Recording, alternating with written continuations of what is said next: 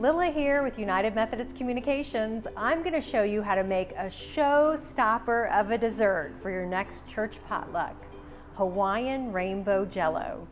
We need 5 colors of Jello, 8 packets of clear gelatin, and 2 cans of sweetened condensed milk.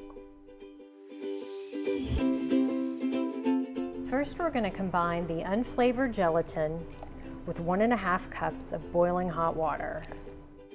Once the gelatin is completely clear, we're going to add the 2 cans of sweetened condensed milk. You should have 4 cups of this milky mixture.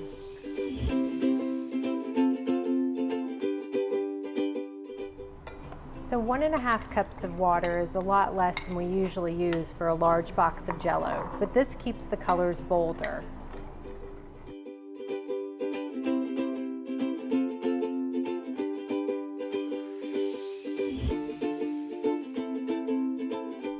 So our blue layer is set, and we need to add our first layer of the sweetened condensed milk mixture.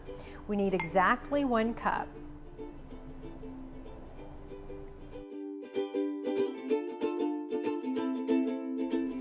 Starting with clean bowls, we're going to do the green layer next to keep the colors in the true rainbow spectrum order.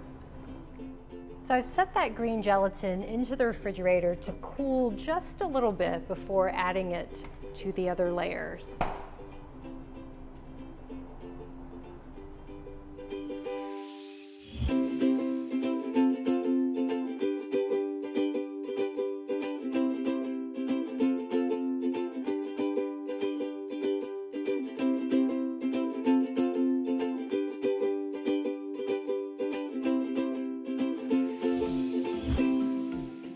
We let the Jello sit for several hours in the refrigerator, and here's the finished product, Hawaiian rainbow Jello.